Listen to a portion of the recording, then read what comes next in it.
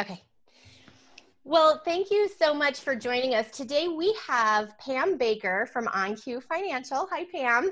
Hi, Jackie. Thanks for having me. You bet. And today I've asked Pam to come on to the Experience Flagstaff podcast to talk to us a little bit about the state of the mortgage market right now in light of the whole COVID-19 and stay-at-home orders and all the craziness that's going on. So, Pam, why don't you tell us a little bit about how long have you been in the mortgage business?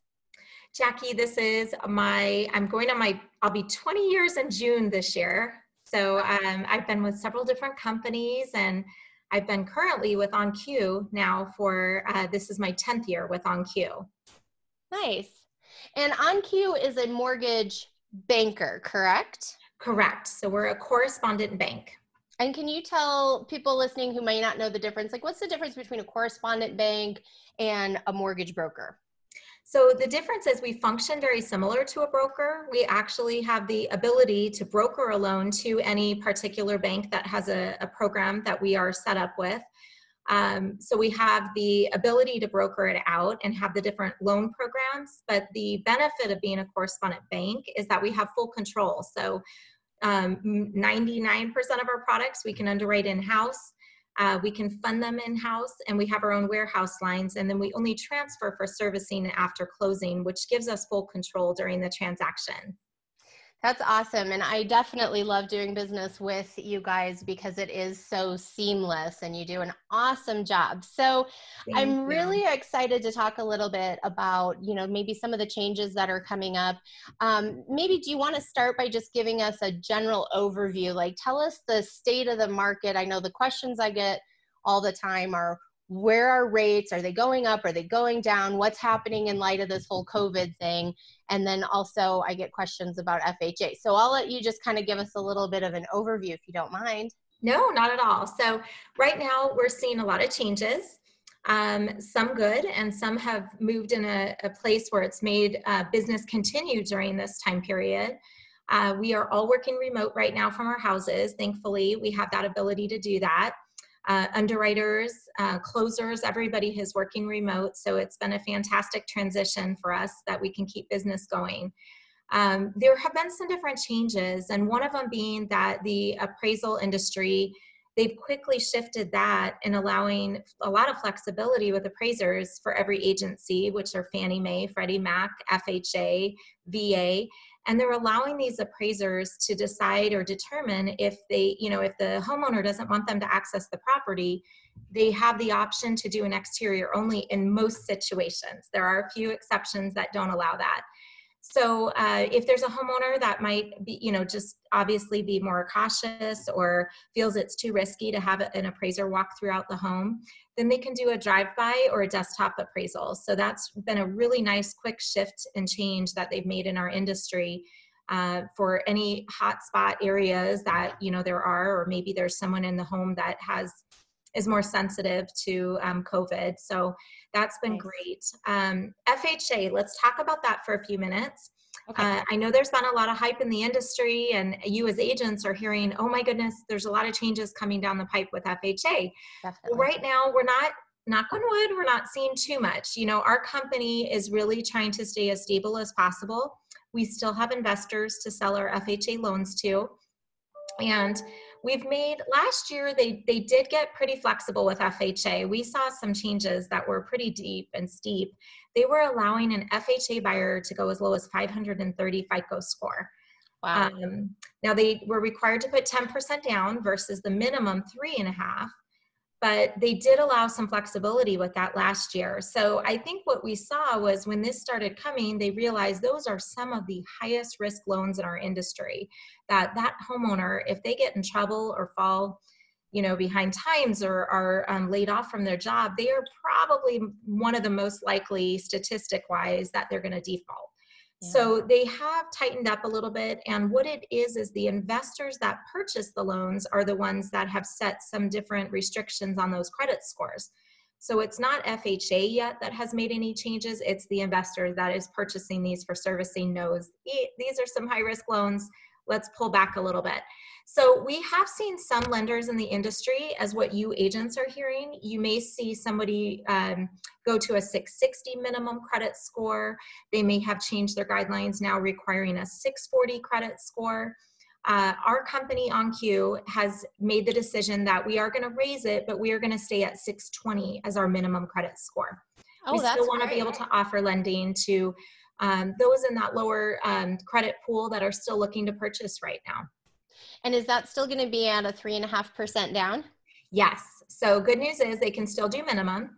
Now, keep in mind that the 620 doesn't mean you automatically qualify to get an FHA loan. We do have to run it through our automated underwriting system and make sure we get that approved eligible with the entire credit profile, making sure there's no outstanding judgments or, you know, anything that would high debt ratio. So we still go through the full qualifying process, but that would be the minimum FICO score for FHA right now.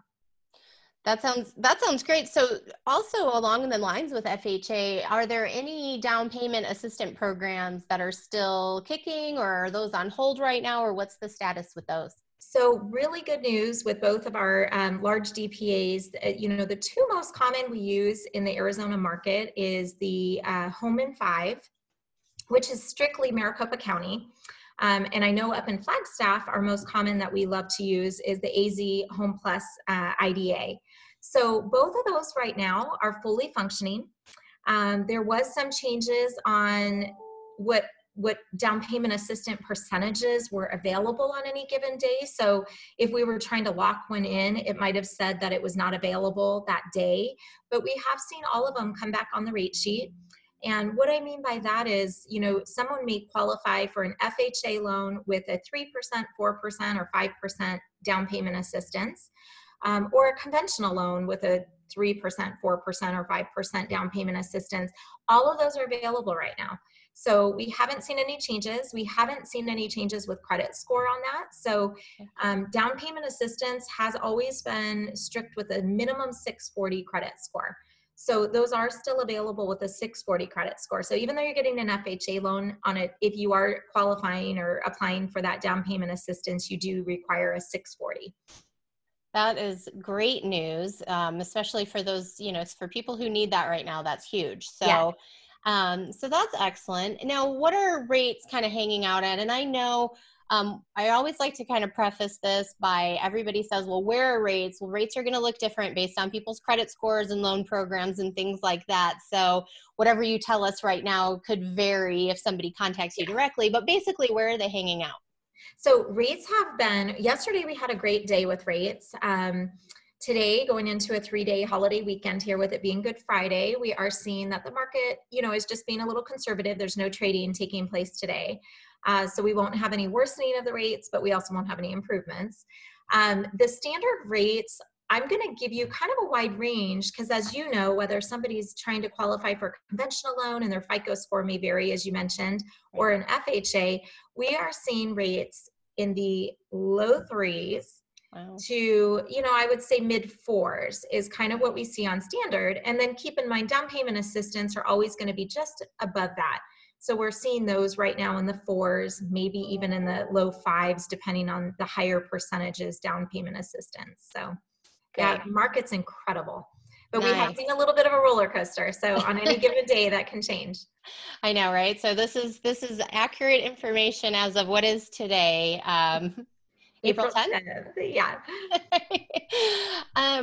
So one of the things too, I want to shift gears just a little bit. Instead of talking about upfront lending, let's talk a little bit about people who already have their loans. And as of right now, you know, we're seeing a lot of things shift. A lot of people are on furlough or laid off or out of jobs completely. Small businesses are struggling, all of that stuff.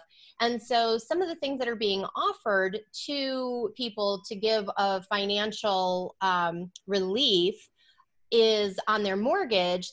Some of the mortgage companies are offering mortgage forbearance, which sounds great in theory, but can you tell us a little bit more about that and maybe some pitfalls that people would want to look out for?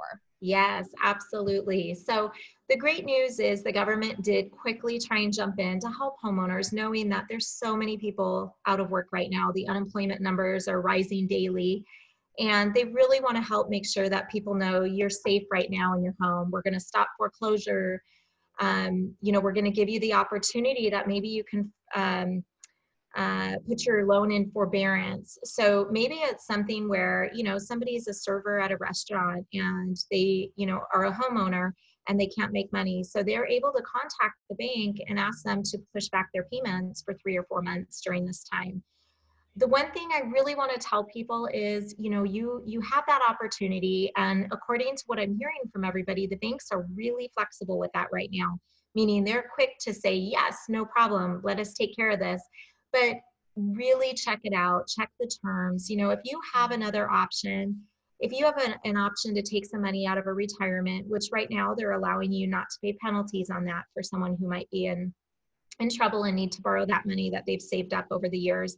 So if you have the opportunity of that, if you've got some money in savings, if you have any other resources to help make that payment without going to the bank right away, definitely try to utilize those options. The one thing I really want to stress is we don't know what those terms are. And make sure you clearly check out what your bank is offering. If it's Wells Fargo, ask them, what are the terms? Is this going to affect my credit? Are you going to tack this on in 4 months and tell me I owe you 4 months all at once? Or are you going to spread it out over the next 12 months? And now my payment's going to jump $700 a month. You need to know that because that could affect your ability to repay down the road and or refinance down the road or purchase a home if you're planning to buy a home in a year, a different, upside or upgrade or downsize. Those are things you really want to know. That is it going to affect something so that you don't end up trapped and realize that there could have been another solution or option for you. Yeah, I think that's really great advice. And I know right now a lot of people are having a hard time getting in touch with their banks in terms of, just hold times are horrendous and they're having a hard time getting through. But, based on some of the things like what you were saying is I would say at all costs before you just go ahead and stop making your mortgage payments, make sure you talk to somebody and get the right information. Absolutely. Yeah, I know there's stories of people right now who are calling their banks and their bank is going, oh no, just stop making your payment. You'll be fine. That's scary. Yeah. That's a little terrifying. So to your point, there's a few ways that the banks are handling it. Either they're giving you a forbearance for the next 3 months, and then on month 4, it's that whole amount that you did not pay is due, correct? And then what's another way they're handling it? You mentioned 12 months? Yeah, I've heard that possibly at that end of maybe a 4 months forbearance is maybe they're going to take the 4 months of backed mortgage payments. And let's say it was $1,000 a month. So you have $4,000. If they divide that by 12 and spread that out and add it to your next 12 months payments, that's going to be difficult for some that are trying to get back on their feet. Now there might be a possibility from some people have mentioned that maybe they tack it on to the end of the loan term. Although that might require them rewriting these notes because you think about these are legal documents out there. Right. So I would assume that, there's going to be some kind of repercussion here and just definitely check and make sure that it doesn't put any particular homeowner in trouble down the road. It might buy them some time right now, but it may make it very challenging. Yeah. So I think, the biggest takeaway here is if you really can't make your payment and you really need that forbearance, go for it because there's some other, you're going to be getting hopefully some government money. There's some small business loans out there, things like that can help you on the back side of things. But if you don't need it, don't just look at it right now like, woohoo, free money for a few months, because it's not free money. Correct. Yes. There's always some caveat, right? And then the other thing too is that, we don't really know, but it could have effect, like you mentioned, if you want to purchase in the next 12 to 24 months, it could show something negative. If you want to refinance, could show something negative. So just stay aware of what your future goals are while looking at your options today. Absolutely. Absolutely. Awesome.